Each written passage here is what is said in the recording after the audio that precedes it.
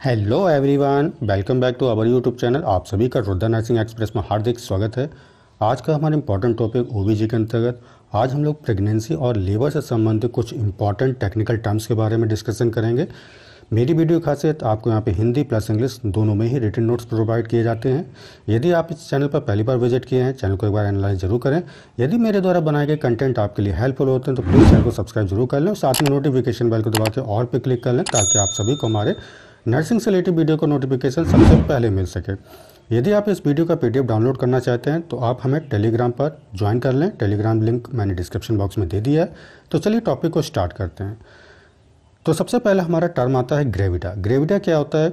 एक फीमेल कितनी बार गर्भवती हुई है, ठीक, कितनी बार वो प्रेग्नेंट हुई है, तो उस कंडीशन को हम क्या कहते हैं? ग्रेविडा कहते हैं। ठीक, चलिए अगला हमारा टर्म है पैरिटी। तो फीमेल द्वारा जन्म दिए गए बच्चों की संख्या, ठीक है, यानी कि एक अगर हम फीमेल की बात करते हैं तो उसने अब तक कितने बच्चों को जन्म दिया है, उनकी क्या संख्या रही है, तो ये कंडीशन क्या कहलाती है? पैरिटी कहलाती है। नल्ली पैरिटी का मतलब क्या होता है? देखिए कहीं भी अगर नल्ली वर्ड लग जाए तो नल्ली का मतलब होता है बिल्कुल नहीं, ठीक है, नो। तो इसका मतलब क्या होगा? जब फीमेल ने कभी भी किसी जीवित शिशु को जन्म नहीं दिया हो तो इस कंडीशन को हम क्या कहते हैं? नल्ली पैरिटी कहते हैं। क्या कहते हैं? नल्ली पैरिटी कहते हैं। ठीक है, अगला क्या हमारा? नल्ली पैरा। तो नल्ली पैरा क्या होता है? जब स्त्री ने कभी किसी बच्चे को जन्म ना दिया। देखो दोनों में अंतर है, नल्ली पैरिटी और पैरा में।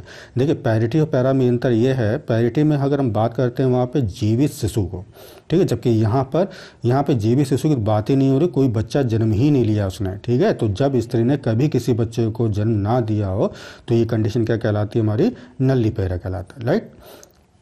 अगला है हमारा वाइबिलिटी स्टेज या पीरियड। ठीक है, तो याद रखिएगा वाइबिलिटी स्टेज को हम पीरियड भी कहते हैं।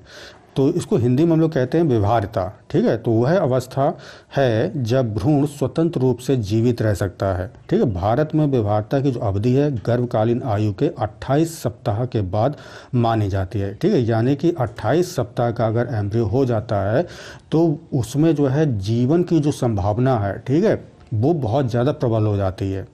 तो इस कंडीशन को हम क्या कहते हैं? वाइबिलिटी स्टेज कहते हैं, राइट। अगला है हमारा प्राइमरी ग्रेविडा। ठीक है, प्राइमरी ग्रेविडा क्या होता है? प्रथम बार गर्भधारण करने वाली स्त्री, यानी कि ऐसी स्त्री जो पहली बार प्रेग्नेंट हुई है, तो उस कंडीशन को हम क्या कहते हैं? प्राइमरी ग्रेविडा कहते हैं, राइट। अगला क्या हमारा? Primary para. ठीक है, क्या है? Primary para.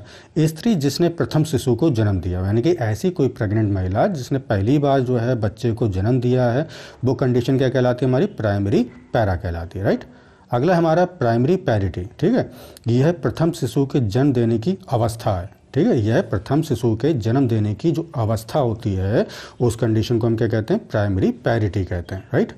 अगला हमारा है मल्टी ग्रेविडा। ठीक है, a women who has been pregnant 2 और मोर टाइम्स, यानी कोई भी ऐसी महिला जो 2 या 2 से अधिक बार प्रेग्नेंट हुई है तो उस कंडीशन को हम मल्टी ग्रेविडा कहते हैं। ठीक, अगला है हमारा मल्टी पैरा।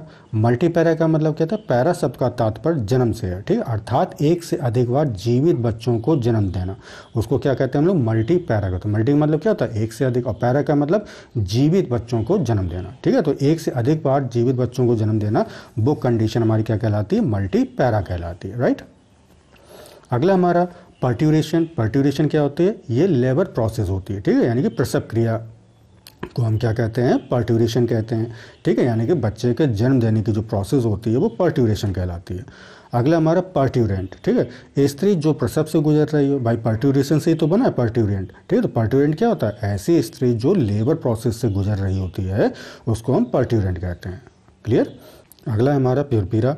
ठीक है, स्त्री जिसने अभी अभी जो है शिशु को जन्म दिया तो ऐसी स्त्री क्या कहलाती है? पिरपीरा कहलाती है। ठीक है, अगला हमारा परप्यूरियम या पोस्टपार्टम पीरियड। ठीक है, प्यूपेरियम बच्चे के जन्म के बाद की वह अवधि है जब माँ का शरीर अपनी सामान्य गर्भवती अवस्था में वापस आ जाता है। यानी कि कहने का मतलब क्या है? यहाँ पे बच्चे की डिलीवरी हो गई है, डिलीवरी के बाद में फीमेल के जो सेक्सुअल ऑर्गन है, अगर वो सेक्सुअल ऑर्गन अपनी पहली जैसी अवस्था में आ जाए, ठीक है, तो उस कंडीशन को हम क्या कहते हैं? परप्यूरियम कहते हैं, या उसको पोस्टपार्टम पीरियड कहेंगे, राइट।